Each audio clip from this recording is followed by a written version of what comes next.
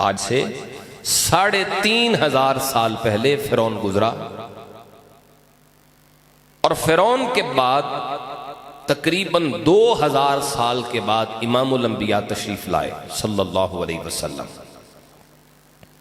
फिरौन जब गर्क हो गया, उसकी लाश को अहले मिस्र ने हनूत कर लिया, उसको महफूज कर लिया जो उनका तरीका था, और ताबूत में डाल के वो उन्होंने महफूज कर दिया।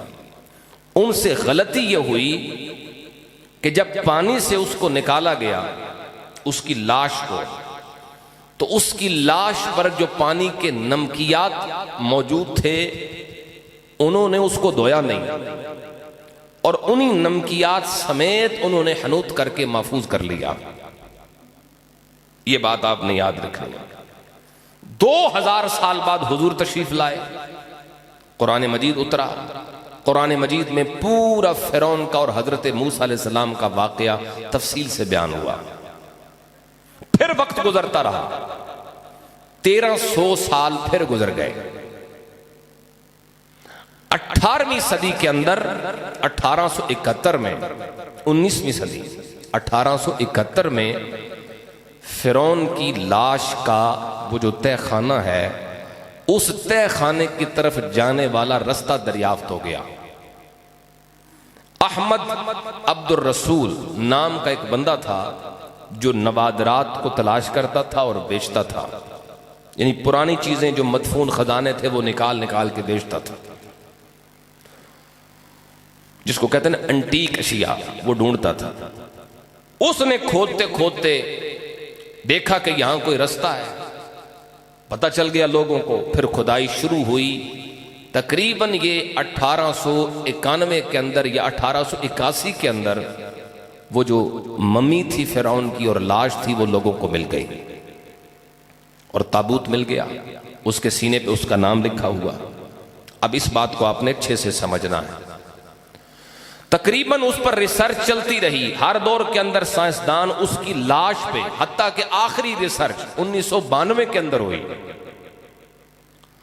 डॉक्टरों ने चेक किया, जिस डॉक्टर ने रिसर्च की उसका नाम था डॉक्टर मॉरिस।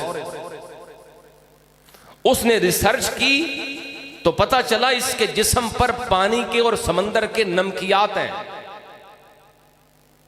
उन्होंने कहा पता लगाओ कि फिरौन की मौत हुई कैसे। उसने कहा नमकियात बताते हैं कि ये डूब के मरा है, लेकिन मेरी अक्ल नहीं मानती इतना बड़ा बादशाह हो और डूब के मर जाए। डूब के मरना इसका समझ में नहीं आता। वो रिसर्च करता रहा कि ये कैसे डूब के मरा है। 3,500 साल पहले की बात रिसर्च करता रहा, हत्ता कि उसकी रिसर्च उसको मिस्र ले आई।